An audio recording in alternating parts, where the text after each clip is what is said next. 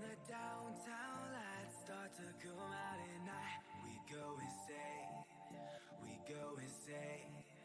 And when I arrive, I start to lose my mind. I go insane, I go insane. Cause they told me you take too much. Yeah, I sure do, so I can feel that now.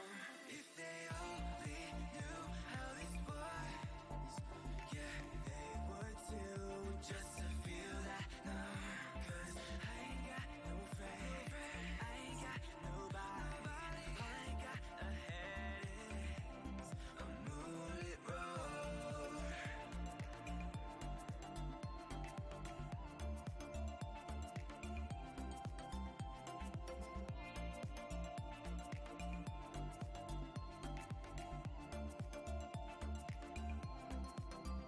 Cause they told me you take too much. Yeah, I sure do, so I can feel that now. If they only knew how this was, yeah, they would too, just to feel that now. Cause I ain't got no friends, I ain't got nobody. All I got ahead is a moonlit road.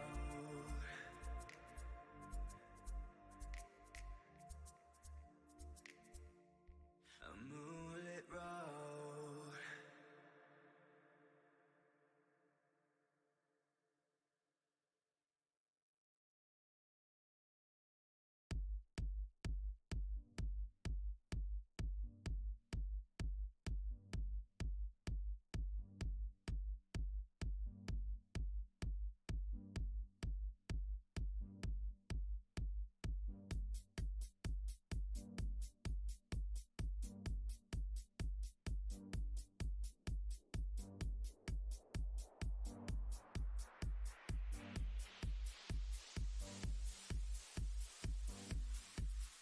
I've got like 10 drinks up here. I'm happy. You're hot, bro. Okay. So mics are hot. We're on. I'll cut this stupid music that we've started. This EDM music. You chose it. Yeah, I did. I did choose it. All right, everybody. Thanks. This is episode 3, season 1. We have Dan Smith, and we're going to talk about his journey from school and how his life decisions have led him to work for a aerospace company, and basically part of the process or part of the standard operating procedure for exiting a space shuttle, which I think is pretty kick-ass. So I think it would be really important, since the podcast is primarily about entrepreneurship, to I guess we start from the bottom, where we were talking a little bit before, and you were telling me that you had made a decision in school with a couple of your friends. If you can, just kind of tell me about that story and how you think it led up to the military. I think you and a couple of your friends had each went to different branches. Yeah. That's pretty cool. Yeah. So really, I didn't have a plan going in to my senior year of high school. Does anybody? I don't. Yeah. Well, now I know that they do, but the people that I was hanging around did not. And I kind of tell people, like, they say, "Why didn't you go to college?" And, well, I didn't want to waste my parents' money, and student loans didn't interest me. And Dean and I go way back. I mean, Dean and diapers way back. And the family that we grew up around they didn't really preach college. Not a lot of people went to college, so it wasn't something that was expected. I don't know that they would have known how to preach college. They never went. Yeah. Right. So So I think that for me, going into my senior year, you recognize, like, I have an opportunity when I'm 18 to get away from home or do something. And I had 3 other buddies. We were kind of the bro group, and one of them said something about going to the military, and then another one jumped on board, and I was like, I'll check it out. So I started going around to the recruiters and just talking, and what I found, I kind of fell into the the Air Force was more something I was looking for, and tested, did pretty well on my little pre-test, and made one of the stupidest decisions of my life that actually led to one of the best decisions of my life. And I went in open general. So I basically told the military, this is how unplanned my life was at the time. I told the military, pick a job for me. So I didn't know that. Yeah. So yeah. So really, I don't know who picks that. Do you know who picks that? They job? go Like, based off of your aptitude test. Okay. Okay, so that you take this test and they say, you're strong in mechanical. Yeah. You're strong in, I don't even know what all of the mathematicals in there, mechanical, and I don't know what I did well in and what I didn't do well in. I just basically said, pick a job for me. Little did I know how bad some of the jobs were.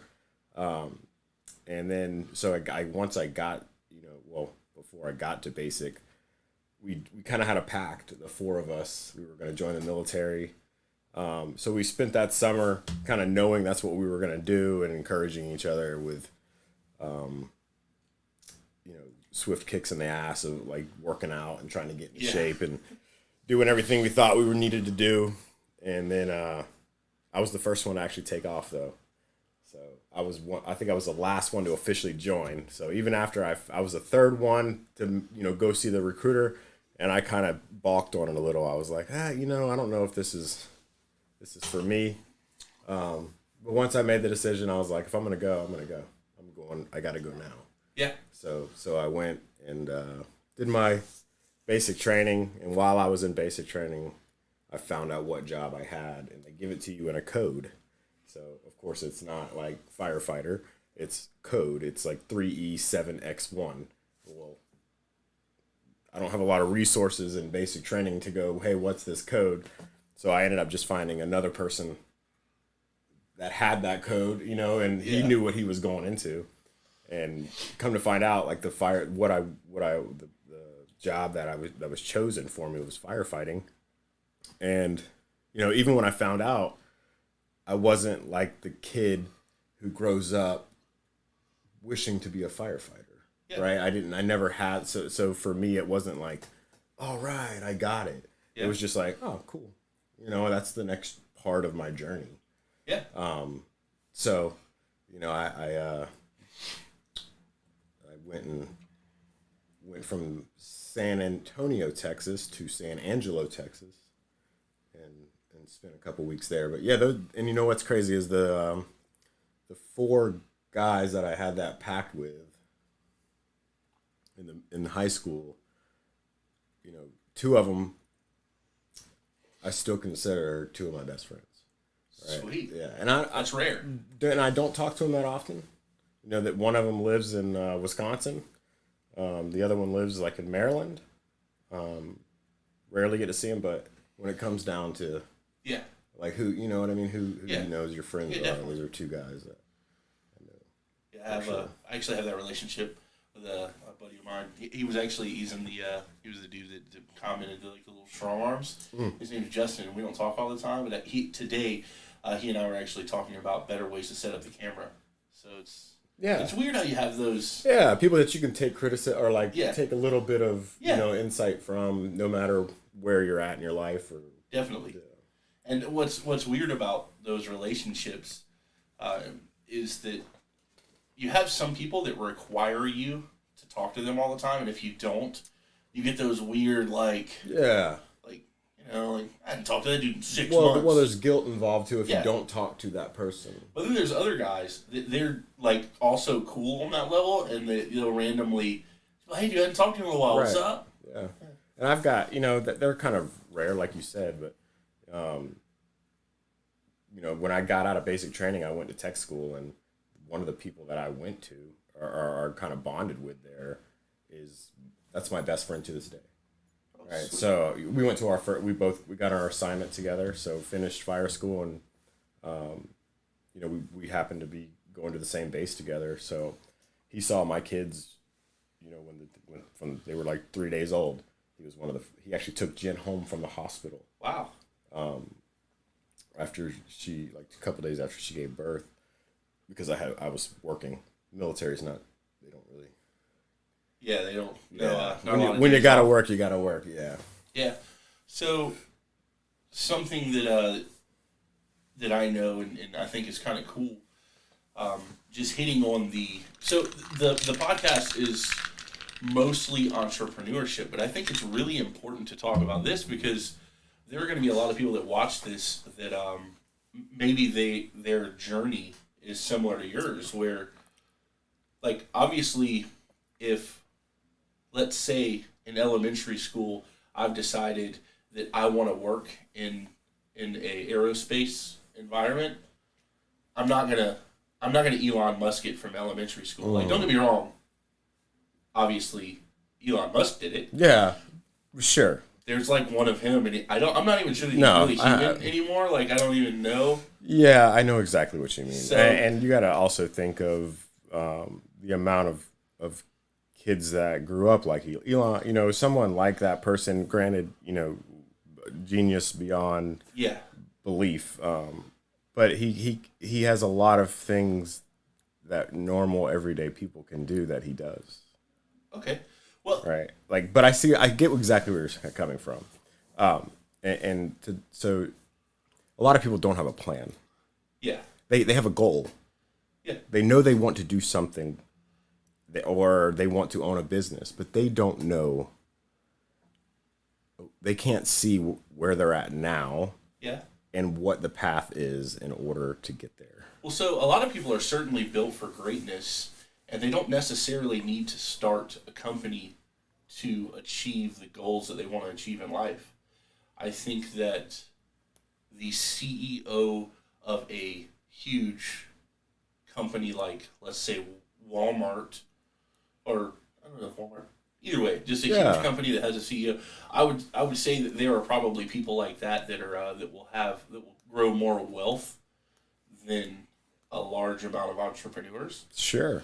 So I'm glad that early on we can create a discussion and hopefully gain other people who want to talk about these things, because I don't want to give the perception that entrepreneurship's for everybody, because honestly, I think if I could choose where I'm at now, don't get me wrong, I'm really happy where I'm at, but I would certainly love to be doing what you're doing. Yeah, I mean, I could say the same thing though. I wouldn't have. So yeah, sure. But it's all about perception. Definitely. There's sweet and sour for everything is the way I see it. So, kind of funny story about that. And it relates to perspective. My daughter really wanted these things called berry, berry. I think it's I got them, and I was like, what the heck is this? So I ordered some for Christmas. Well, then when they came in the mail, I opened them up, still having no clue what they were, and I started reading about them, and it's a capsule that tastes like a Flintstone vitamin that's made of an all-natural berry, but it changes the way things taste. So if I eat something sour, it tastes sweet. So, and I go to perception on this. Yeah. You look at how some of the cool things. I love to tell you cool stuff because you're really interested in cool stuff. Definitely. So whenever I tell you a cool story, you're like, it's easy to say like, man, that seems like a cool job to be into. Yeah. But right, like the taste is different sometimes in my mouth. Definitely. Because it's work. You know what I mean? It's a part of your job. But like I was saying, likewise, like granted, all of this might not be your livelihood, what pays your bills. But I walk in here and I'm like, dang, this is cool. Oh, this is rad. Yeah, so it took me a long time to get to a point where I've been able to do the podcast. I've been wanting to do the podcast for 10 years now. I've wanted to talk about business. I wanted to start talking about business when I was working at Radio Shack. So the the way I got hired at Radio Shack was kind of crazy. I was working at McDonald's, and the manager there, a dude named Dale Decker, changed my life. So, no GED, 17 years old. Those are the first two qualifications to become a manager at Radio Shack. I had neither of those. I remember 17-year-old Dean. Dude, I wasn't much older. Had a lot of hair. Really hairy guy. You were pretty hairy fella. Yeah, right. A hair helmet. But, so I definitely. So what did he say to you that changed your world? He hired me. So Dale offered me a job. When you work at McDonald's, it's one of those places that you're basically in a pool of people that either A, are just there because they need to make money, or B, this is what their potential is. Not saying there's anything wrong if that is your potential, but it's not meant to be a permanent some people means shine. of right. Yeah, and so for me, the military was my McDonald's. Yeah. Now, and I granted, I was thrown into a very serious profession, right? But, and I had worked food industry in the past, so when I say it was my McDonald's, I meant it was the opportunity, right? So, you don't like where you're at today. Yeah. Right? You have an opportunity, but what are you doing about it in your current situation, in your current job? Yeah. So, there's people that are 50 years old that also wanted to do, maybe not a podcast, right? But they wanted to do something when they were 17 without a GED, and they didn't. So, what's cool about something like this and having a platform to talk about it is 50-year-old person has probably lived their life not knowing how easy it would have been to open a business. Very true. They didn't know that they can go on the internet, get a EIN, go to the Secretary of State the same day, and before lunchtime have a registered LLC. You're a business owner. You're a business owner, right? Yeah. I mean, it's... And what you do with it is up to you. Definitely. It's same with joining the military. I know that there are people that have joined the military. Don't get me wrong, a lot of crappy things happen in the military. Oh, yeah. I mean, sweet and sour, baby. Oh, it's sweet and sour. The good comes with the bad. My buddy Rick does his... I think he was like 17 years old when he joins the Air Force. And was... When I met Rick, he was the supervisor over the maintenance of the vehicle. So actually, he worked on fire trucks. Okay, that was one of the things that he worked on. Yeah. When it came time for him to, I don't know if rank up's the proper term. Yeah, test for. Yeah. He didn't want to get out of the shop. The next job was going to put him in a desk job. Yeah, and you see that. So he basically ends up in a position where eventually, the job that he had was no longer available. They tell him, you're going to have to get a new job. And one of the jobs, so it was like land surveying, like urology. Mm-hmm.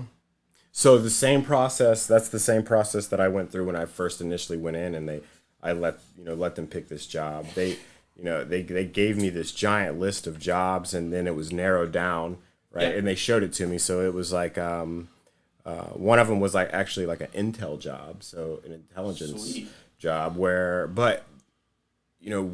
and another one was x-raying aircraft for like minor cracks, right? And they actually have this x-ray thing they do with water, and they could run water on it to look at frequency to see if there's any types of bend or break in the material that's not visible to the eye. And I didn't know that's what it was at the time. And it sounds really cool, right? Well, then it's completely boring. So everything that I found out that I'm like, ooh, firefighting wasn't even on this list that they gave me. So they gave me this list, and then they narrowed that down, and then it was between like 4 jobs. So I'm thinking I'm definitely getting one of those, and then I get the job, and it was none of those. But I'm still just as open-minded. You know, looking back on it, it could have been security forces, and I'm, you know, nothing against cops or anything, but when I say security forces, I mean somebody standing at a gate guard, right, checking IDs. That wasn't for me. Definitely not. Right, like that. I like to move around too much, or you know, they call them in police and fire. Right, we've got one of the all-time rivalries for sure as professions go, and you know, we call them rivet counters because they sit on the flight line and guard airplanes, right? And they get so bored that they're counting rivets. But you know, I'm very blessed, or I fell on, call it good luck sometimes, right? That's sure. And I think we've had a conversation about that. It's, you know, before, it's sometimes it's right place, right time, but it's also what you've done with the opportunity that you currently have. I believe in karma. Yeah, I do believe in karma. I believe in karma a lot. I believe that some people end up in places that they're at due to the decisions they've made up to that point. Do you think that's what karma is? I mean, you know what I mean? Like, so karma, from the perspective of people who religiously believe in karma, yes, that is what it is. So the decisions that you make today will change how your life happens tomorrow, in addition to what you will become in the next life. What about like the idea of doing good with no certain reward?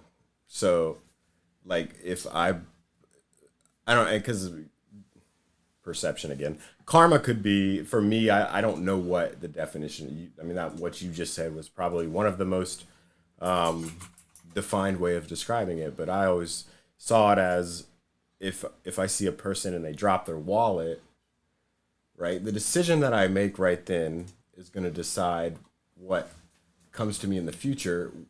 Maybe not tomorrow, but maybe in a year or 5 years, right? Like if I stop that person and say, "Hey, you dropped your wallet," or if I say, "Hey, I'm $20 low this month," or, you know, granted, you know, that person might be, even if, say, they stepped out of their Corvette, right? And I know that person's got, right, it's not going to hurt them that much, and I take that. I see it as, I've always seen it as, what do I do? Yeah. Do I want that coming back on me? You know? So there's a word for it. Actually, when I typed in, I was looking it up. I have some friends in India. They're Punjabi people, and they're Sikhs or Sikhs, depending on the name of that's called Dharma, and so it's like karma, but with a D. Exact same thing. So instead of, like, karma is I kick you in the shin, tomorrow someone's going to kick me in the shin. Dharma is you doing things in your life that are good selflessly.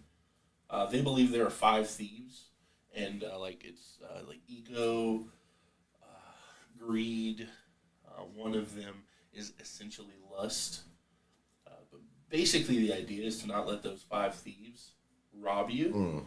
It's really cool, but it's dharma. So the more good that you do, so basically you won't come back as a dung beetle. You know, like, rolling poop around for another lifetime. Hindu people believe you come back like 3,000 times or something like that. Hey, I mean, lifetimes. I mean, an ant's lifetime's only a couple weeks. I just want to know. Let's just say they're correct, because, like, I'm extremely open-minded about religion, and I don't want to go too far down. I don't want to freak anyone out, but I'm really open-minded about this stuff. Let's just say that they're correct. Let's just assume for a second they're correct. And there's 3. Let's just say 3,000 is the number. What are we?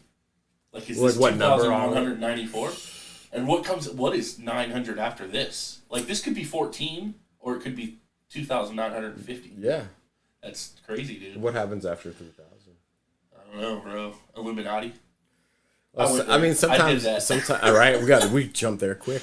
I mean, sometimes words that are long lasting, the original meanings aren't exactly what they were intended. So, agreed. It's, the idea of, and I know we said we're not going to jump down this hole too much, but we can make it work you can make it fit into what we're actually talking about here. So if I'm reading the Bible even, and I see that heaven and earth was created in 6 days. Yeah. Does that automatically assume that a day is 24 hours long? We don't, right? So I mean, all right. So I had a podcast the other day with a tattoo artist, Chris Terrio, really cool guy. We did a second podcast just so that we could go down so that we could stray away from the entrepreneurship. I think we should do that. I'm totally down with that. And I think that we should, all these things right now that we're tiptoeing around because we want to have like this legitimate how to be successful. I'm pretty sure that most of our conversations usually go down 4 or 5 rabbit holes. All I'm saying is if you want to light the dumpster fire, I'll pour gas on it. I'm with it, bro. But luckily we have a firefighter to put it out. Yeah, I think I can do that for you. We'll have to have the proper fire extinguisher. So okay, I'll get back to my. All right, so we were at we didn't say where it was, which I think is important. We were talking about the friend, wife, hospital, kids. Oh yeah, so my first assignment was in Anchorage, Alaska, at Elmendorf Air Force Base, 3,000 miles away from Charleston, South Carolina, and I'm a 18-year-old kid. I take that back. I was 19. I was freshly 19. So I'd spent, 6-8 months in Texas and then got an assignment to Alaska. So that was, that's what I was looking for. Not even the job, right? Like I was looking for something to take me away from what I knew and show me something. And Alaska was that. Well, it could have been anywhere. 19. Well, yeah, because that piece of paper could have said anything other than Charleston Air Force Base. Right. Had it said Charleston Air Force Base, what would you have done? Ooh, I think that. Well, you couldn't have done anything. There's nothing I could have done. But very angry. No, I don't think I would have been angry. There would have been a sense. There would have been a slight sense of relief, right? Because I would have been thrown right back into my comfort zone. Yeah. Right, and when I didn't have a plan before the military. Definitely. Because of I was comfortable, and I didn't see. I wasn't put in a position to better myself, right? And not that I grew up with a silver spoon in my mouth, but there was never a time where I was like, "Oh my gosh, what am I gonna do?" Yeah. I never had that time. So I wanted to be in a position to almost, and I didn't really realize this until years later. I wanted to be in a position to where something said, "What are you going to do?" Definitely. So it's for me, joining the military, getting away from home, and kind of having to fend a little bit, right? Like go through some struggles, go through some times where your family's not right by your side. They're always a phone call away, but and see how if you can thrive. Right? So Alaska, having friends in your military, something I'm curious about that I don't know. Did you do the base housing, or did you take the allowance and get a place? So we lived on base housing, especially being new to the military. The idea of like moving off base was a little bit more risky. Being 19 with a family, I had a wife and we had kids when I was 20. It was safer on base, right? Not physically safer, but just the aspect of everything I needed was right there. Yeah. So once I got to my second base, I was a little bit older. I knew how the military worked, and that's when I took the opportunity to actually live off base. Yeah. And take the BAH, and we found a cool cool little spot in a cool area. So, but it was on base was you were still in Alaska, right? So the first place I lived before I had a base house ready was off base, and that was like a 1-bedroom apartment. It was really the first place I ever considered my domain, other than the house that I came from. Yeah. So funny story about that. This is how on Alaska we were. It was March when we got there, so there was still snow on the ground, but it was kind of going through this breakup phase. Yeah. Real sloshy. And we lived like 10 minutes outside of town, and 10 minutes in Alaska, you're in the city, you drive 10 minutes, you are in the middle of nowhere. You're in, it feels like you're in the bush. That's what they call right. Yeah. And so we were checking out this apartment, and we hear this plane that sounded like it's headed right for us. And then about an hour later, you hear another plane, and they're like buzzing the top of our apartment. And so I go outside, and I'm like, what in the hell? Like, what the hell would this plane be flying so close? And people lived on a lake right on the other side of us, and that was their transportation. They flew their planes, landed them. They had the skis on them. So I would go on walks and just watch these planes. It was like people flying into their driveway, just buzzing in, and they pull right into their dock. Wow. And get out. Yeah, pretty wild. Things you don't see though, right? Like if you're not from to them, completely normal. So you don't just run out for a frappe when you live on. Well, they could have easily got in their car and got right on the road because we weren't that far outside of town. But that was a normal Alaskan thing. And I say normal, right? You got to be able to afford a plane. Yeah. Right? Like, it's not like everybody's driving around, riding around. Well, everything's subjective. But. Yeah. It was more like, even in Charleston, the people that play or that are, live on a golf course. Yeah. You don't see a lot of planes flying around that are personal. Like, they pull right into their, you go up to the Santee Lake.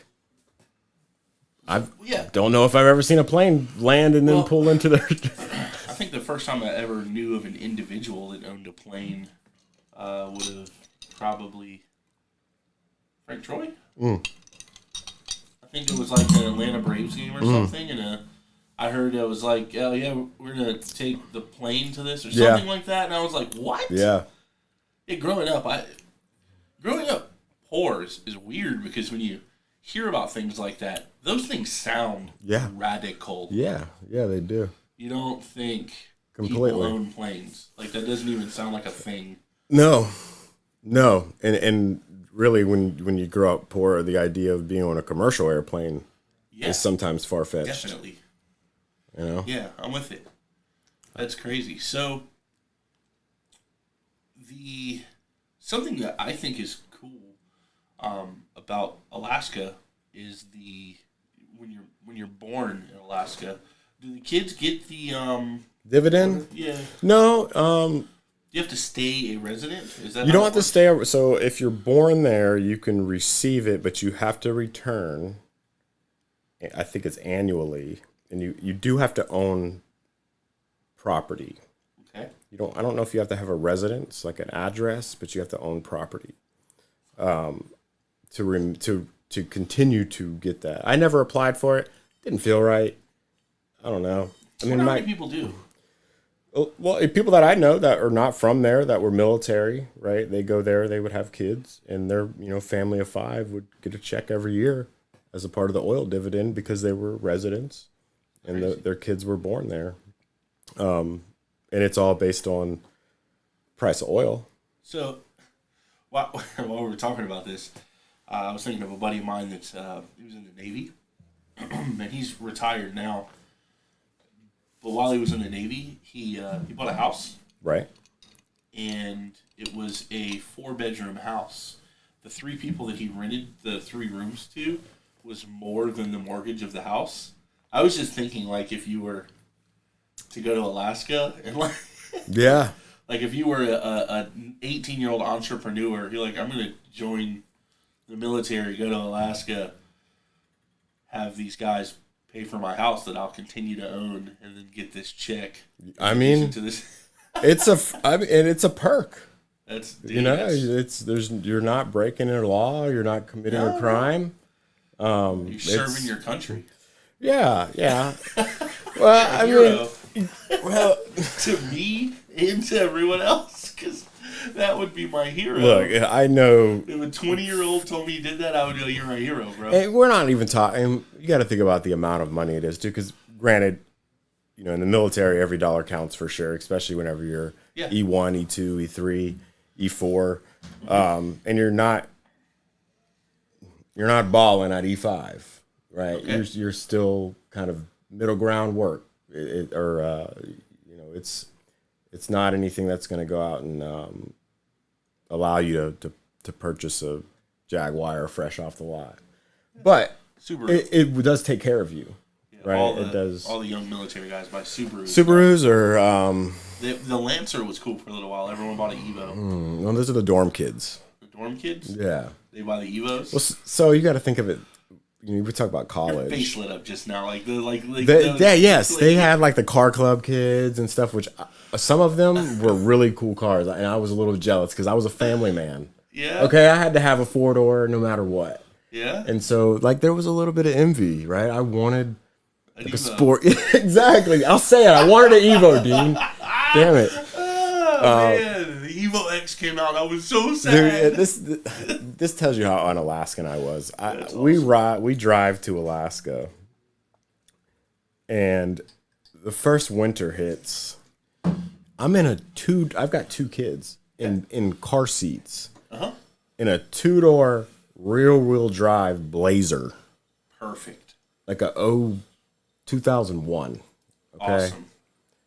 So not only do I have to jigsaw my kids in the back seat every time I get them in, but then when it starts to snow or anything that's wet on the ground, I'm at stoplights. The light turns green, and I'm trying to go, and people are hopping out of their cars, coming and throwing kitty litter under my tires to gain traction, which just makes you feel like a complete asshole. Right, because otherwise, I'm staying at that light. That's good karma, bro. Well, you might be right, and it taught me, hey, get another car, dumbass. So, and I did. And also keep kitty litter. Keep kitty litter for the new people. And the guy in front of you might not have the kitty litter. Yeah, newbies. Jeez, man. Well, you said something about. I said something about the dorms earlier. So we were talking about, you know, you mentioned you were 17, no GED, right? Like, and looking at it from like there's a lot of people to. I was just in a situation where, you know, I met my wife in high school, and but let's just say, you know, you join the military at that age, and you're in the same position that I was as far as the direction your life goes. They join the military, and I know more people now that went to a 4-year college than I did at the time. Sure. Well, you compare the 2 different lifestyles, and they graduated high school, they went through the hell of basic training, but then they go and they live in a dorm, on an installation. Yeah. And they get up and they go do the 8 hours, and then they come back to their dorm. It was college. Yeah. It was paid college. Well, yeah. I mean, they were obligated, but yeah. Like they had a job that was teaching them something at the time. Because when you first go in, it's not like you just start working. You're being taught continually, right? You have levels of progression that you have to meet in order to continue your military career. And the first one is to get your, you know, you come there as a 3 level. That means you completed your schooling, right? So you are a journeyman, right? You still got a lot of work to do. Yeah. And the old adage of like when you get to your first base, forget everything the school taught you. We're going to teach you the real way to do it happens, right? And you that's your foundation, though. You will always go back to that initial training. And everybody that says forget what you're doing, you can forget it. They weren't necessarily talking about like totally brain dump. They were saying we don't always do things by the book. We do things that work. Definitely. Right? So you have to be adaptable. Yeah. That's kind of what they're really telling you to do. Be adaptable. Okay. But then you go through, then you have all these requirements. So these kids are in a dorm, right? And they're going to school by going to work. So they're learning as they're going to work. And so I would compare these stories, and they talk about the wild dorm parties in college. Well, then you hear the same similar stories about the wild parties in the dorm in the military. So, I think that it's a good option for someone who doesn't see college as a decision that they want to make from a financial standpoint, but also that wants to see something else, right? And they can have that same experience as you would in a college. You're in a dorm. You're in a dorm with people that are your age, right? The majority of the people that join the military initially are going to be fresh out of high school kids. Yeah. So it's very similar. So aside from the like super hua, I want to go to war people, you would say that joining the military is basically more education than implementation normally? At least for your first enlistment. Yeah, so my buddy Rick that I was talking about that did he was like the maintenance dude. Mm-hmm. His last, I think it was a year, was when he had to get like another job. And his argument about it was that it would take a year to train him to do the job they were going to train him to do. But they still did. Like, I don't think he ever actually surveyed anything. Like, I believe that they effectively just trained him to be like a surveyor or something like that. So that's the job that he ended up. Yeah, well, yeah, it was either that. I really think the other one was like urology. Right. Like, who the hell, like... And everything, and it's similar in the corporate world where, it's the bean counters. Yep. Right? It's where are we short? Where do we need people? Yeah. Right? And the real reality of it is, if there was a way to find the right people, right? By the right people, I mean personality. Definitely. So, and I've always been like, so I had a boss, and I consider him one of the, the best boss managers that I've had, but it took like 3 or 4 years before me to feel that way. Because at first I'm like, I can't work for this guy. Because I was a, how does this make you feel guy? And he was a data on paper guy. Right? But I learned to respect the data on paper guy. You have to. I had to, right? But once I learned to respect it, it doesn't mean I had to forget about how does this make you feel. Because by how does this make you feel, if this doesn't make me feel good, it doesn't mean that I cave in and go, okay, well, I'm going to do what makes you feel good. Yeah. It's more about, does what I'm asking you to do make you feel safe? Yeah. Right? Does what I'm asking you to do make you feel comfortable in the skills that you have? If not, what do I need to do? Definitely. And I'm asking myself a lot of these questions too, along with whoever it is. And then, this is more getting up into, maybe the 10-year mark in my career. Okay. Right? Like, I'm at the point now where I'm teaching. Yeah. Right? I started teaching. I kind of have a very strong passion for education for younger, the next generation behind me is something that I'm really big into, and I just still to this day is something that I enjoy doing. Not the younger people necessarily, but the people that need to know something that I might know. So teaching, is this firefighting? Yeah. Okay. Yeah, a lot of it is, and Yeah. or life skills, I right? think that that is something that a lot of emphasis needs to be put on in general. I think that the standards for fire stations is exceptionally low compared to a lot of other things. Like, for instance, a sunglass factory has a very strict tolerance on where the holes need to go so that the screws line up.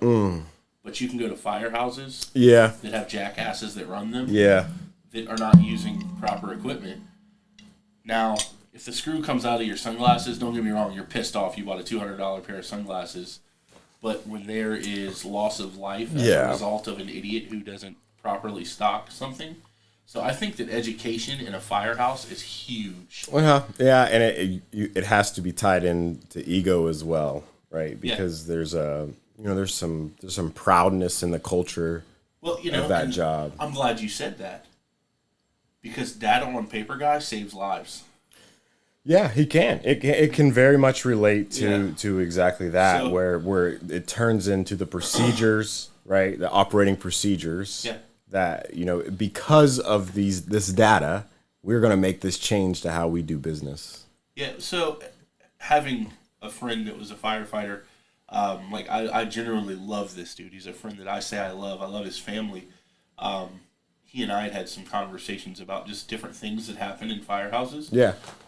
Not specifically just in general, where they use antiquated equipment or say that these two lines of this size have the same effect as this line, when obviously it doesn't because of the friction of the Right. and the volume. Yep. So you have, basically you can not do the same job. Yeah, I know what you mean. So you used to be able to have like a booster line. It's a 1 inch. It looks like a enhanced garden hose. Yeah. Okay. And that used to be something that was acceptable to pull inside of a building. Yeah.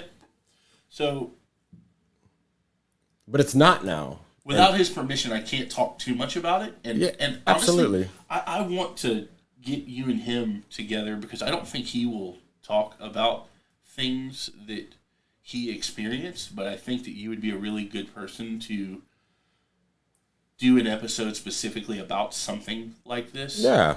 And I think it would just be a general, having the right equipment to do the right job, but we could use firehouses specifically.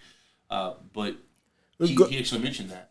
He said that we were trying to put a fire out with what is effectively a garden hose. Right. Well, and but when it's when it's a part of the culture, Yeah. because it's worked in the past. Uh-huh.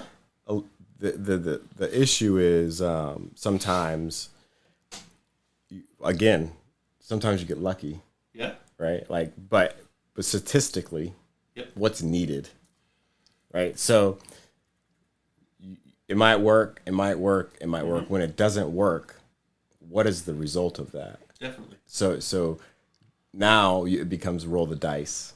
Yeah. And if you don't have to roll the dice, if I can guarantee something, right? If I can beat because I have the proper equipment, then money always is a factor. Well, and whatnot, but knowing what to fight for with the money that you do have is important. what's too. really sad about a firefighting community is it is still very much the good old boy system, and the culture shades the facts, and I believe that it would be safe to say, knowing 100% fact of one instance where there was a huge loss of life catastrophically, I'm willing to bet across the country that there are probably lots of situations where there are loss of life as a result of improper training in the good old boy system. And I think this also applies to other things that are going on in the world. Which is where the data guy can come into handy. Yeah. Because you can only generate data from your area. You can, Yeah. and now with the technology that we have, information is shared so easily. Definitely. And there's no reason to not have pertinent data if you're doing the job. A lot of it comes down to eating your pride for the sake of caring about the future. And I think a lot of people won't do that. Yeah. I mean, I know. There are probably a lot of egotistical fire chiefs. Well, I mean, the egotistical is one thing, but pride is another. Okay. Okay. So, and I'm picking up what you're putting down here. Yeah. Okay. And so I'm gonna. We're walking on a tightrope. We are, but we really don't need to. This is a very valid situation and a very this is something that happened in our community. Well, so the fact that you teach intrigues me because it makes me wonder, why is there not a standard? So there are standards. There is now. So if I want to today, if I want to join The fire department. Yeah, the fire department. I want to in the let's city just say volunteer or whatever. Okay. Whatever it is. And I go through the standard training. Right. Is it true, or do you know if it's true? And we'll just say the state of South Carolina, Okay. just to make it something that you're yeah. probably very knowledgeable about, that all firehouses have the same equipment? No. Okay. But how can you train someone without having... All right, so you have standard training, but you don't have standard equipment. Well, if I taught you how to drive, I can teach you in a Mitsubishi. I could teach you in a Mirage, right? Yeah, sure. Sure. You're gonna learn how to drive. What is the term when a pump Cavitate. Yeah. So it means you're putting out too much. You're putting out more than you're getting in. Okay. So if you've trained me with this equipment and then I go to this firehouse and I'm trying to implement what you've trained me with the good equipment, I go here and they don't have the equipment that goes back to remember what cavitate. you learned in school, throw it out the window. Exactly. You have to be adaptable. Now, adaptable does not always lead to success. You have to do what you feel is best at the time. And that's where the feelings guy comes in, right? Does this bring my warm and fuzzy? Yeah. Does what I'm doing, do I see success coming from it? Sure. So, I was on military leave when the Sofa Superstore fire harded. Okay. And I remember being home and hearing sirens. And I lived, in the Ardmore area, right across San Andrews High School. I know you know where it was. Yeah.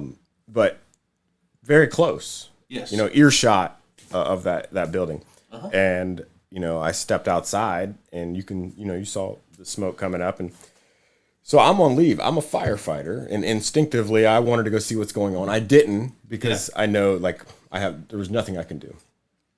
Right? I have no gear, no equipment. Sure. But let's just say that someone's driving by and they're a firefighter. Uh-huh. And they know better than what they see is going on at the time. Definitely. If they got out of their vehicle and they went over there and tried to educate at that time, oh yeah, it wouldn't have changed anything. Catastrophic. So the education has to come before the catastrophic event, right? Okay. But I hear what you're saying. So, but here's what that happened, and something happened from that allowed. If I wanted to be a firefighter here, I had to go through their training whenever I got accepted. If I wanted to be a firefighter next door, I had to go through their training. Devil's advocate. Now the way it is, if you want to be a firefighter in the state of South Carolina, you have a standard curriculum to go through. Perfect. So everybody, in theory, right? There's still some, right? Yeah. There's still some stations and some departments that do it a little different. I'm sure eventually. But there is a state standard. There is a state fire academy where you can go and get sponsored to train. Devil's advocate. Okay. And this is where things get extremely personal. I'm just going to dive on it. Hit me. The train guy stops, doesn't act because he can't change the situation, but then reports on the situation so that it was accurately reported. Okay. And a hero is now a martyr because that hero. So whistleblower in a sense. Yeah. I mean, on a small scale. Okay, yeah. Would change have happened faster, and would other lives have been saved as a result? Because of the firefighting community, that doesn't happen. You're saying, okay. I mean, I think that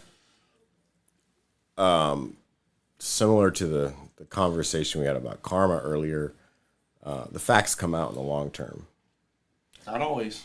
Well, I mean, and you're really, I mean, in security side or like the super tightrope right now. Well, I mean, I think it relates to, there is some relation. Well,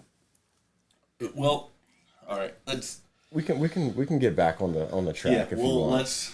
Let's park that. I love your questions though. We'll park that for another day, and I think it would be good for me to talk to some people that I could take some notes, because I think that you maybe could better educate, knowing that these things have happened, because these guys are going to get out of the military, and some of them are going to be because they've been trained with proper equipment. They're not going to know why that pump's cavitating, and when they're in that building, I hear what you're saying. They're not going to know the pump's cavitating. They're going to think that people are walking. But that can happen, trained or not trained, right? Sure. But I hear what you're saying.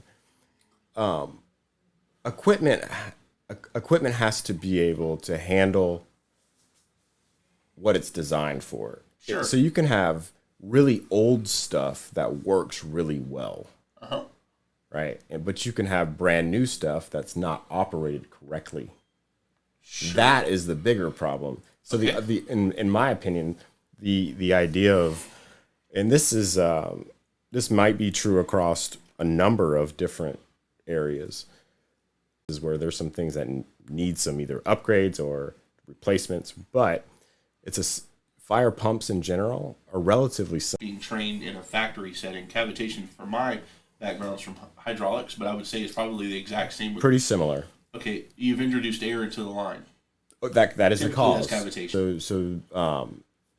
But you got to think we have wet hydrant systems here because we don't freeze often. Gotcha. So when I open a hydrant, right, the cap, and I throw air in that water. Gotcha. Now, if I'm drafting water out of a pond, right, and I don't do it correctly, now I can start introducing a lot of air, which could be a huge issue.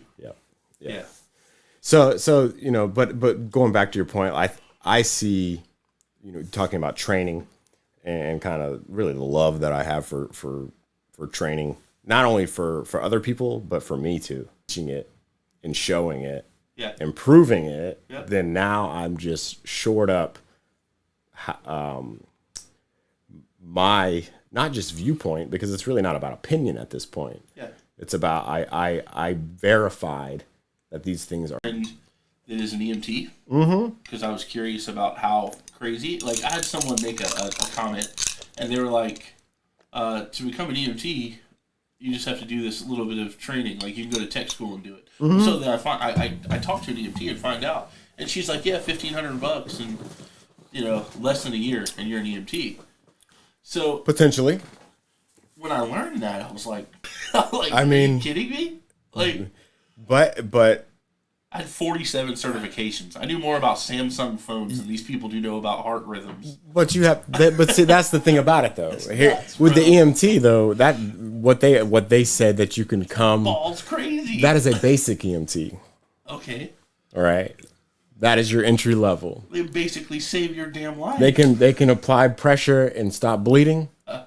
Right? They can do some very basic things that can have a big outcome. Yeah, by the way, I do not mean to. No, I know exactly. Well, I definitely don't want to do that. I completely know what you're talking, where you're coming from. Saying, blew my mind. There's from an hour standpoint, it doesn't really add up to think that if I call 911 and the person that's going to be coming to my house to save me has a very limited hours. They might be entry-level EMT. Most of the time, they're going to get paired with somebody because they always work in pairs. Well, We're back to karma. most of the time. But they should. I would say they should be definitely paired with somebody Probably who more cost is. effective if they're not paired with someone. It would. Well, One driver, one $1,500 EMT person. yeah. You put We're two 30 brand new people on a truck, $35 an hour come to save your damn life. and they probably get lost. An hour labor, and these are the people saving your life. They charge you for everything that is touched when you're in the back of the ambulance. There's more labor paid out walking across Lowe's than the people that come to save your life in a Right. ambulance. True story. I mean, they both cost $800 to walk out of. Yeah. You can't go to Yeah. Lowe's and not Or spend Costco. $800.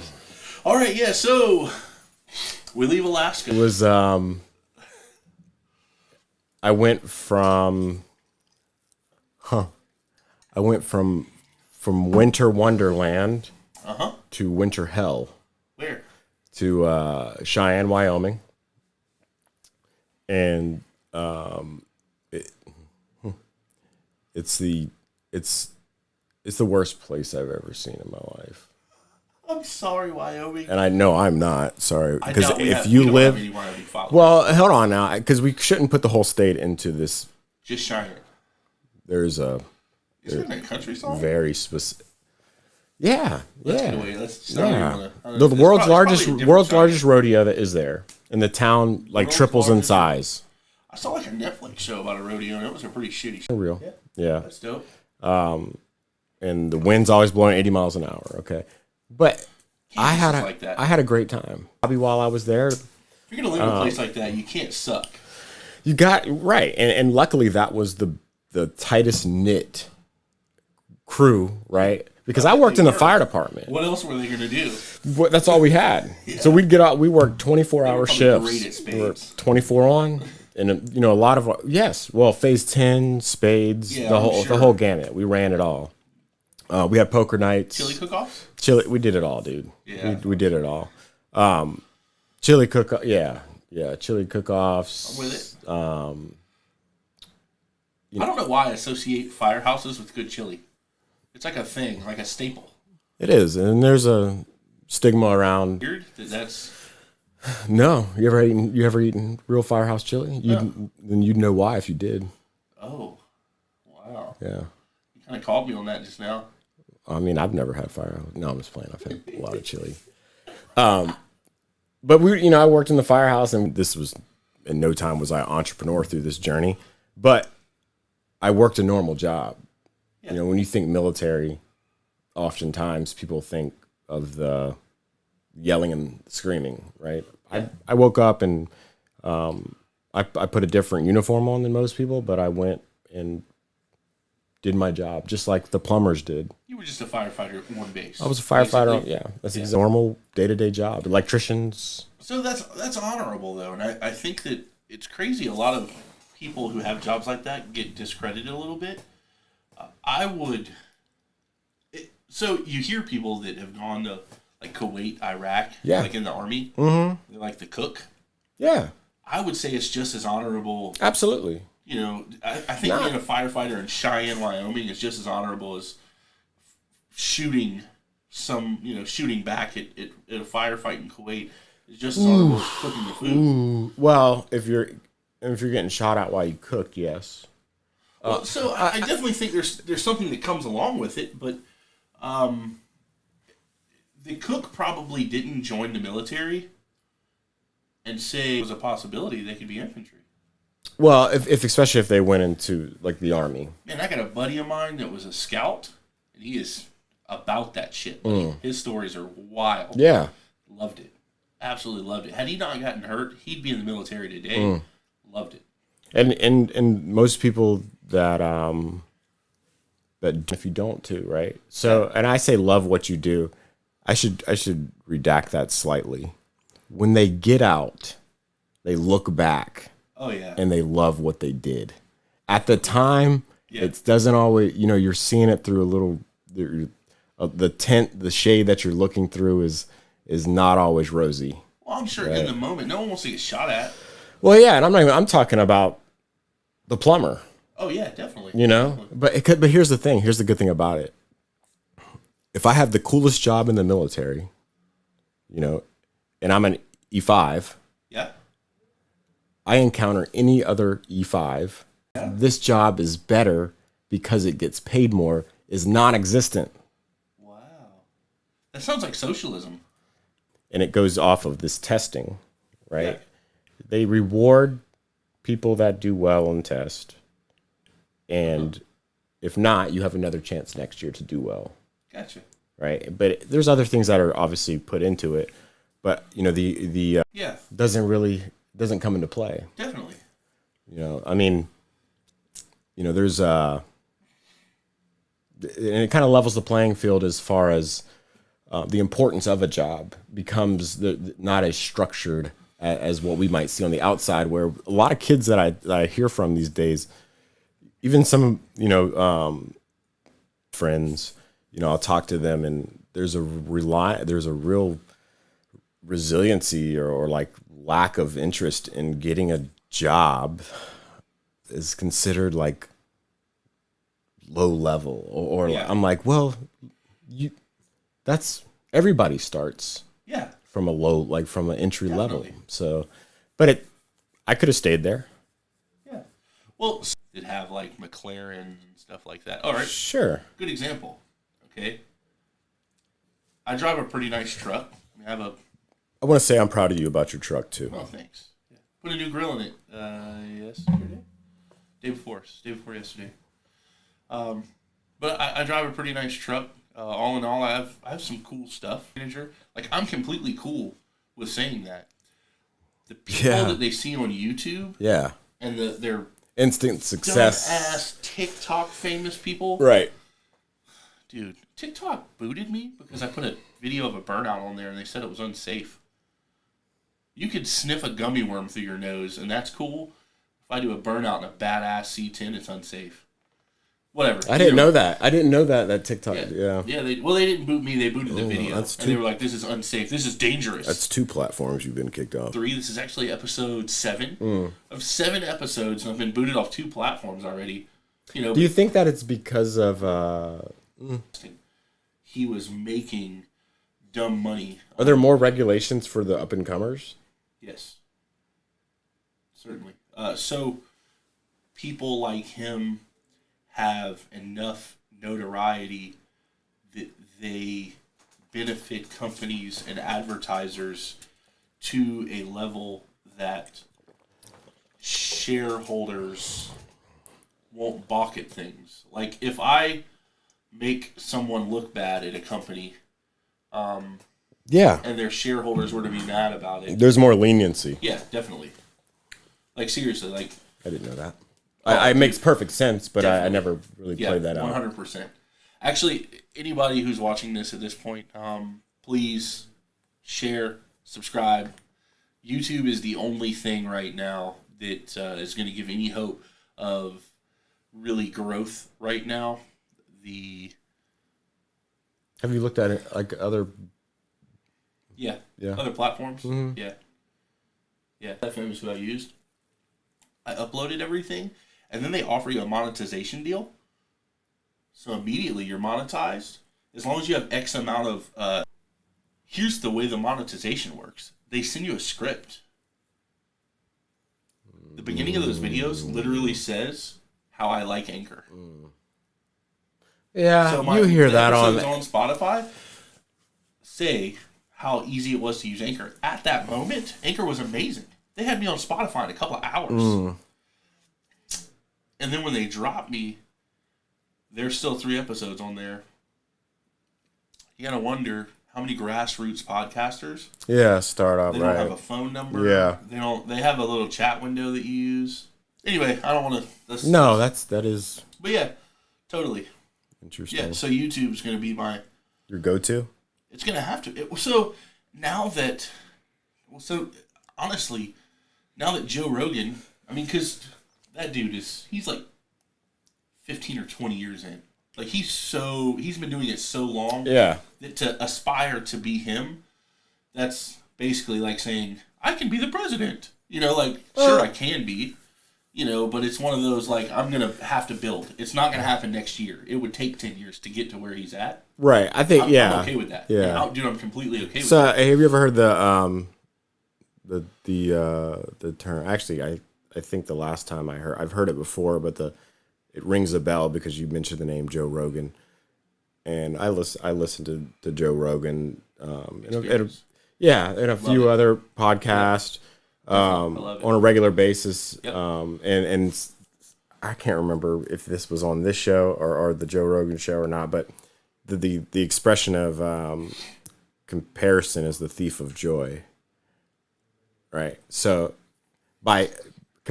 so if you're like trying to say I want to be this person, you're comparing 100%. what, right?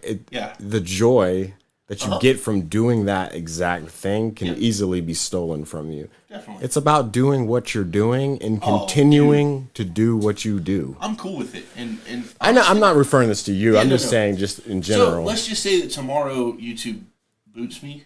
I won't stop. I won't stop at all. Honestly, not to like be that guy, but I know enough cool people that are badass enough that I could start a platform if I wanted to. Like, seriously? Like, yeah, every time I talk to you, you're like, oh, I got a buddy who does this job. Yeah. And I'm like, how the heck, where did you meet this person at, Dean? Like, but I mean, your network is huge, man. Oh, yeah. It really is. And I think that, like, you asked me to come on here, and at first, I'm like, I'm a boring dude. Okay. But in reality, I've done some cool shit. Yeah. It's impressive. I look back and I'm like, man, I have done some cool. Day to day, I'm a pretty boring dude. You're probably boring today because you're relating that to what you've done. Well, yeah, that's a good point. Yeah, when you've done badassery for so long. And over the last, 10, 12 years, I could pull out a map of the world. Yeah. Right. And there's a lot of lines. Definitely. Right. Like, I've been places and I've seen cool things. And, so boring on a scale of, but I hear some of the people that you bring up, and they can probably say the same thing a lot of times, right? Like, day to day, it's like they're maybe a dad, right? But opportunity comes up where they get to do some really cool shit. So what's cool is, like, in our conversations when I'm not on, like right now we're live, I would never clout chase on this, but in our conversations, like, I'll name drop, but I never name drop on here, and I do it intentionally. Like, last night, I was at a Christmas party for a recording artist that had just got back from Nashville. Cool. Like, we're at his house, hanging out by a fire, drinking, having fun, just surrounded with awesome people. Very cool. And these are the things that they're not completely uncommon for me to do. One of, I would say, my peers has a YouTube channel with over 300,000 followers. He makes $30,000 a month. Right. $30K a month, bro, to do a once-a-week channel. Does one video a week. And I never clout chase. Never, ever. I'll never say his name. Not on video, anyway. Never. Yeah. Well, and most of the people that you name drop, not, maybe if it was a recording artist or something like that, but, just people that you've encountered, I don't know anyway. But the story is so cool. Yeah. That it gives credibility far as, like, when I drop a name, typically it's out of respect. Absolutely. Like, that's what I feel whenever you 100% just think these people deserve that respect. So, anyone that I don't name drop, I intentionally do it because I don't want anyone to think that I'm trying to. Yeah. Yeah. I'm not a hitchhiker. Right. Like, I will make my own path. Yeah. You've always been pretty good about that. What's funny is these people instruct me to name drop, and they want to come on the show. Cool. Like, they want to do it. Cool. Yeah, and I'm resisting it because I want to have a grassroots effort, and I don't want to be springboarded by anybody. Well, these are learning experiences for you. Dude, this is awesome. Me coming on here and talking to you is it's preparation for something bigger. I think that we will re-record this show because I think that if I believe this is going to end up in a studio at some point. That would be awesome. And I think that we'll want to redo it just to have more of a platform that is going to reach people properly. Not that this won't, but I believe that we'll redo this. What you're doing is huge. Like, I would go as far as saying that 10 years ago, if you were to bump into Elon Musk in an elevator and be doing what you're doing now, then his mind would be blown, dude. I think he would be like, holy shit, that's what you're doing? He would offer you a job. Well, and he'd be like, have you ever heard of an electric car? Right. You know? Yeah, and some of it, some of the other things that I've really think done. about that, dude. Yeah, and there's, the opportunity that I have to do what I, do a portion of the job that I do now, dealing with spacecraft and dealing with things that are just, there's so much mystery or like so much interest in just like mystique around the ideas of something beyond what we see in our realm, right? Our you can look up as far as you can in the air, and you can't see where some of these vehicles are going, Definitely. right? So the idea of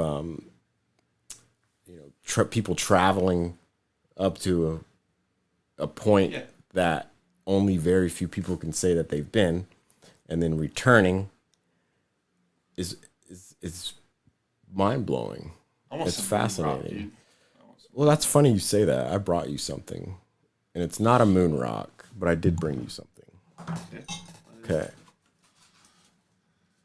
It's not a narcotic. I'll just start off by saying it's not a narcotic. What is so?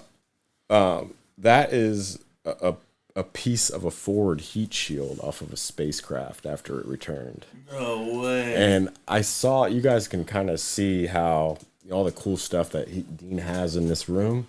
Yeah. And I thought I wanted to bring something to kind of like go, but here's the problem. You can run out of space really fast.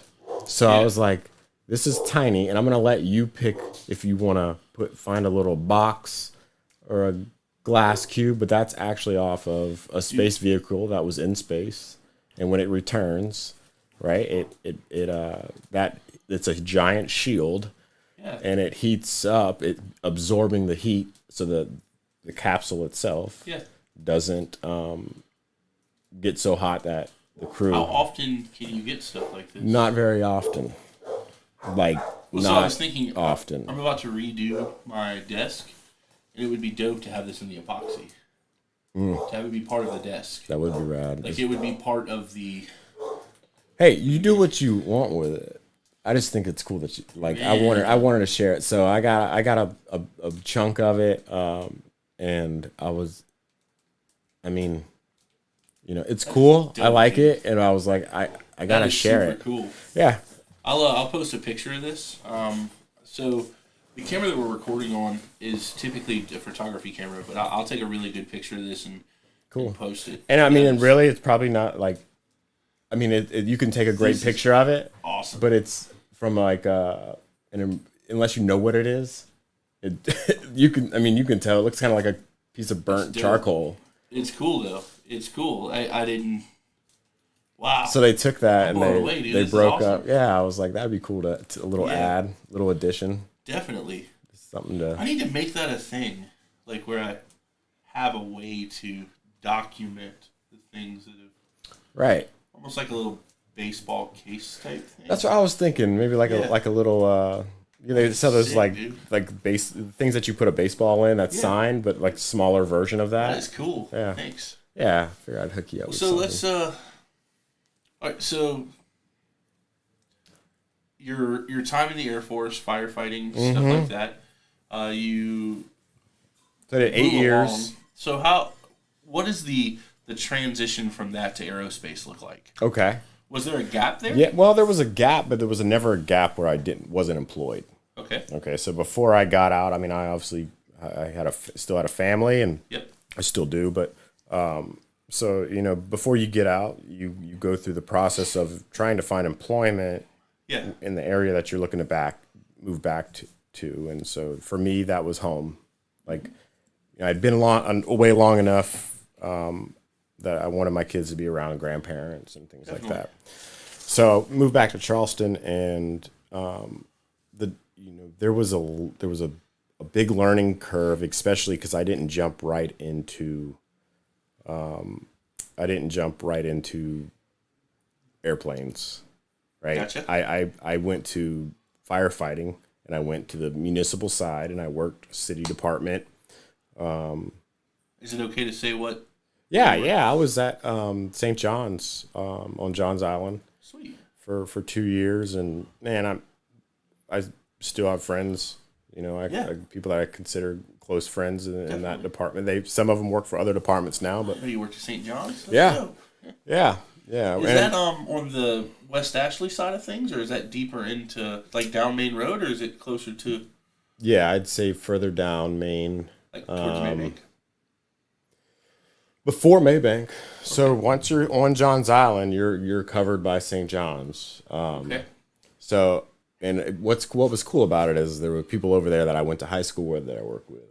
Oh yeah. Right. So like there was, while I didn't know the mass majority, there was a little bit of being home involved with work, Definitely. which was cool. Yeah.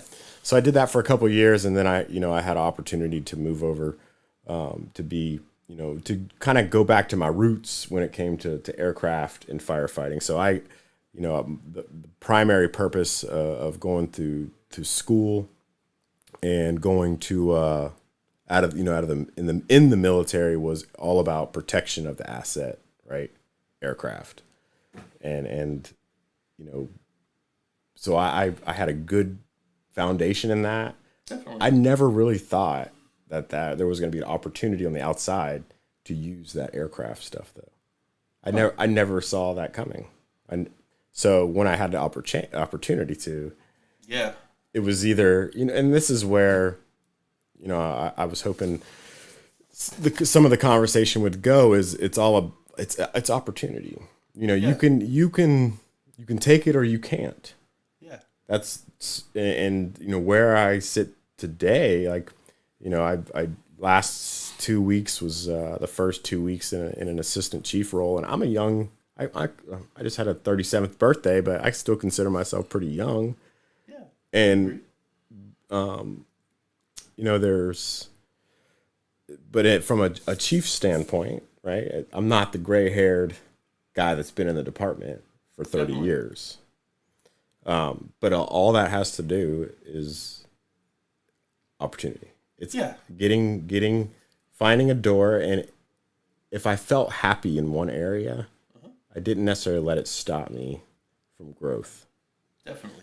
And that's some personal ambition and drive, not for title, not even for money, just some of it's curiosity. Definitely. I like to see where things are going to take me. Yeah. And I'm willing to put my toe in the water to try it out.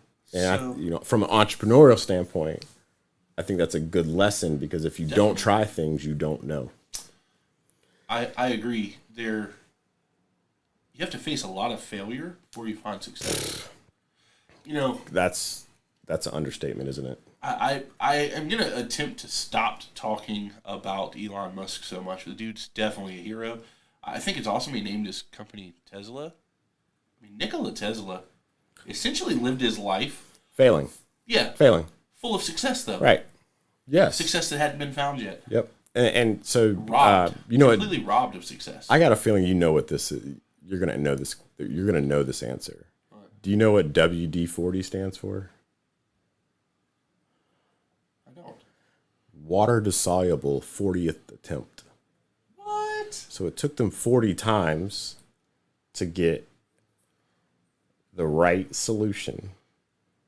Water dissoluble. 40th attempt. That actually makes complete sense. It makes All you complete rednecks that use WD-40 as a lubricant, it's not. it displaces water. It displaces water. Yeah, people that use WD-40, they're like, I'll just spray some WD-40 on it. I'm like, you're an idiot. Because Like, why do they think that, though? Because it solves so much shit. Yeah. It solves so many problems, right? I just think it's awesome that... And for you, or the person that uses the can, it'll fix it in one try. Dude, rednecks have been Oh my spraying God. that on rusty stuff forever. Back behind duct tape? Yeah. Done. It's easy number 2. Yeah. Yeah. That's so funny. Water dissoluble. Yeah. So it took them 40 times. These are the patents. These are Tesla patents. Rad. And then the bulb up there, the patent for that bulb is next to that bulb. Rad. So it's obviously not a real bulb, but because that's LED, so that I can leave it on all the time. But yeah, Nikola Tesla is just... He's genius. He's a and all the technology that's coming behind the idea, the majority of the ideas behind what's making it work are not new. Yep. There are things that are just being like this, dude. How many the equipment and most people probably can't see this. Yeah, no. But if you were to take the equipment that you have on your desk, Definitely. 20 years ago, It'd be the size of this room. it would be the size of this room. Yeah. And so entrepreneurs, right? Mm-hmm. Somebody saw something in something, dude, and said, I can make that smaller. Yeah. Or I can put lights on this that will do something that's different. Will blow your mind. Okay. I have a button on this board that connects Bluetooth to my phone. It takes a signal from outer space. Yes. Right. And shoots it to the board so that I can call someone back to outer space and to their phone. Yeah. Yeah. That's crazy. And we should we should be driving ingenuity. Yeah. And we should be relying on people to do that for us. Yeah, I think that these huge tech companies, and I hate that we call them tech companies. Like they call Facebook a tech company. Yeah, no, yeah. A fucking tech company. I mean, when you look at some of the algorithms and whatnot that are created by them, dude, it is a psychological rape company. Well, I don't disagree, but who's on it? Me too. I have to be so that people can see this damn video.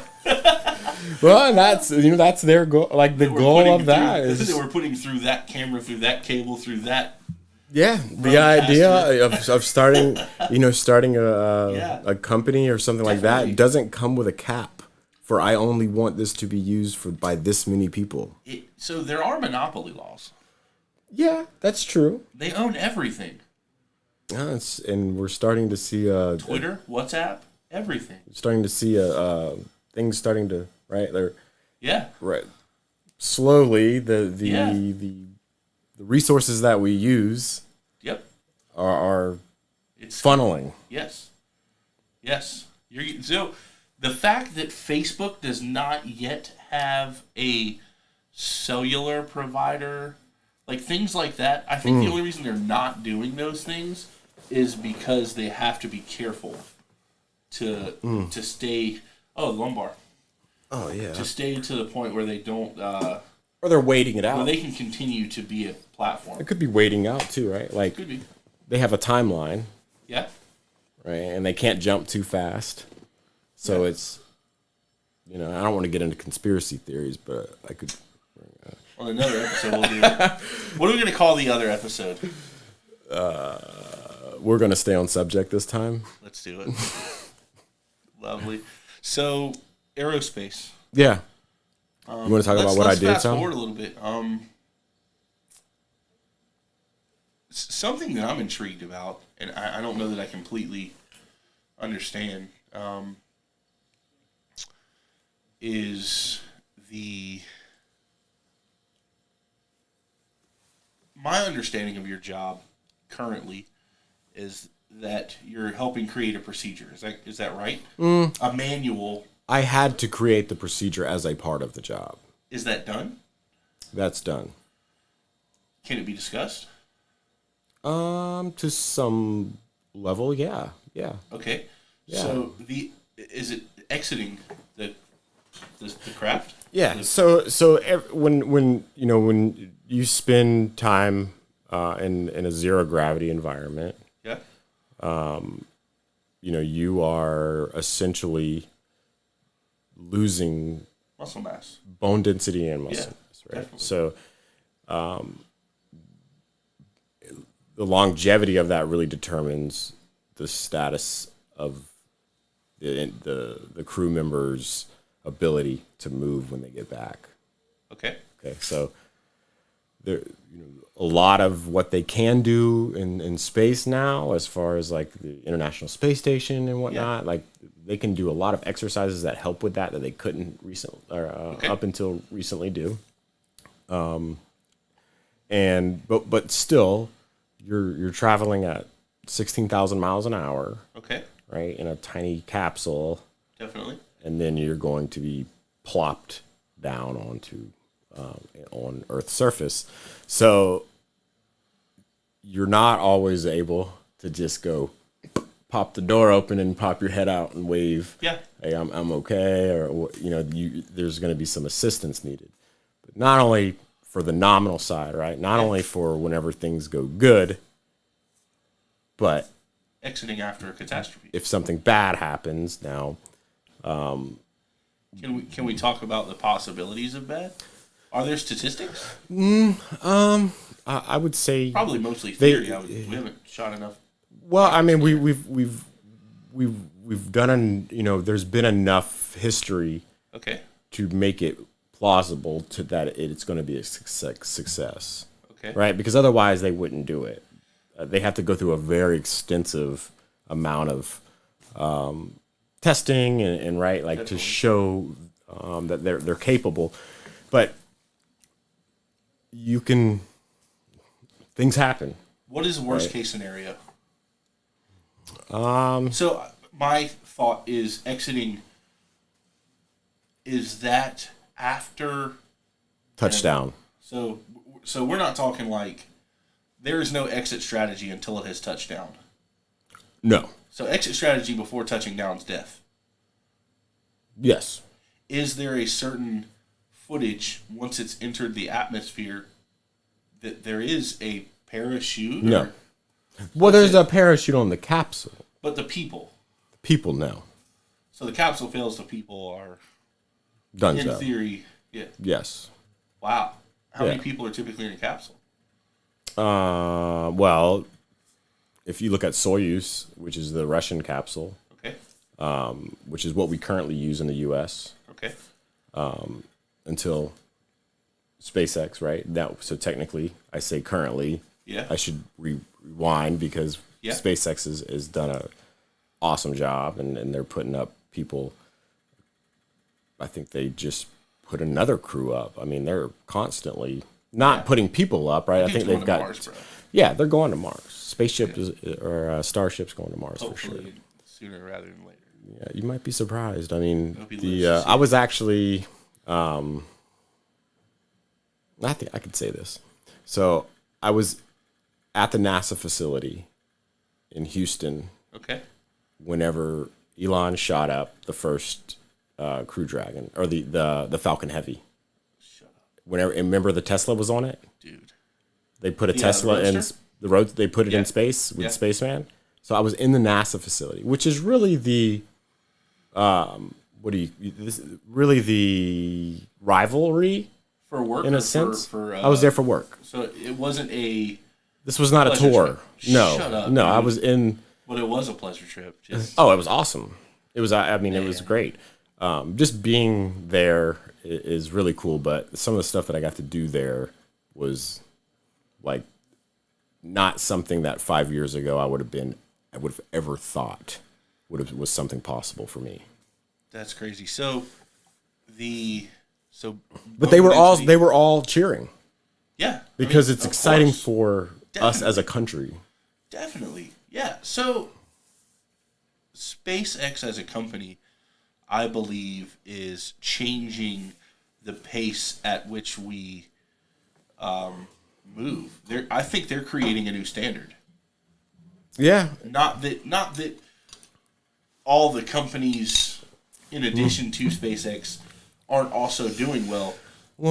I think the drive behind SpaceX and willingness.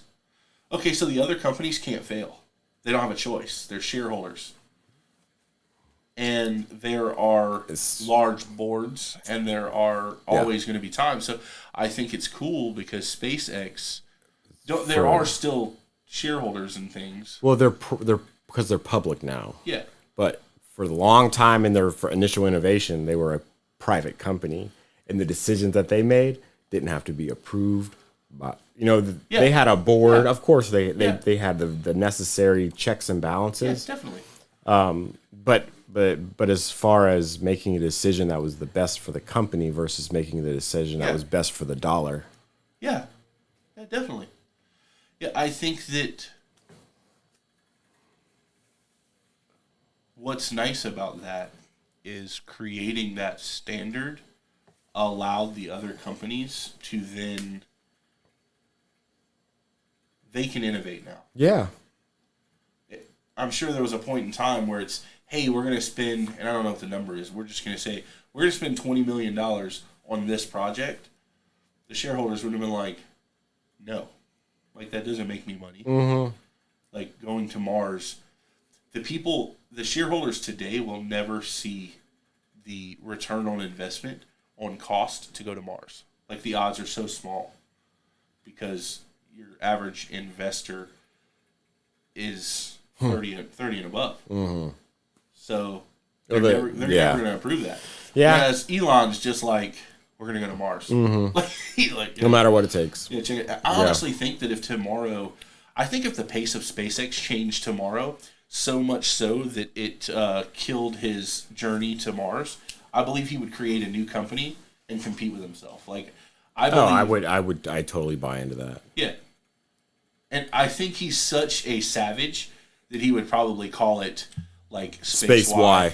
Totally. That was crazy. Yes. He would. He would do it and laugh about it, like with no regrets. So no regrets. I don't even think that's. I mean, granted, I have the most interest in the space stuff, but I don't even know if it's interest. I guess I follow it more. There's the other project of innovation that's happening is the stuff that's happening in California with the underground tunnels. The Boring Company? Yeah, exactly. Dope. And the brick, absolutely right? Dope. The brick that they made. That I ordered a Cybertruck. Oh, God, that's freaking awesome. I have another buddy who ordered one as well that I work with. 4 minutes after it was able to be ordered, I ordered it. And and the reason I know that is I couldn't be home because I didn't want to keep Becca up. Mm. So I was watching the reveal on an iPad at the Waffle House. That is so you. And literally ordered it right then. On the iPad? You want to take a break? We can take a break. No, you're good. Okay. But yeah, I ordered it. So right then, I actually transferred the video footage over to my phone so that I could use my iPad to order the truck. Huh. So I pre-ordered a truck right then. So there's not even a date, right? No. I actually heard October this year. Coming year. Yeah. October this coming year. It should happen. We still don't have a real cost on the truck. Mm. Luckily, only a few changes have been made. Honestly, do they keep you updated? No, and I don't expect them to. How many were ordered total? Do you know? I don't know. I think you can still order them. Like, I believe it's still. No way, that's badass. Does that have a charge? No, I think it's just broken. Oh, that's fine. I do gotta pee though. We can take it if you want. Yeah, just take like 2 minutes. All right, we're going to take a short break. 2 minutes, we'll be back. Everybody, I'm going to put my social links up. Please, if you haven't already subscribed or followed, please do that. Share it up. We're going to take a short break. I'm actually going to go offline and then come back on, and we'll get into the real meat potatoes of this stuff. Thanks, everybody that's been following at this point. I love you guys. I really appreciate your support. We'll come back on. And it is, dude, Ray's energy drink. By the way, the coffee we're drinking, One Nation Coffee. One Nation Coffee. You can check them out online, order online. Every time you order coffee, money is donated to police and military for they have different things that they're doing. They sent 2,000 pounds of coffee to New York to support the staff there during COVID relief. So, yeah. Really awesome. All right, guys.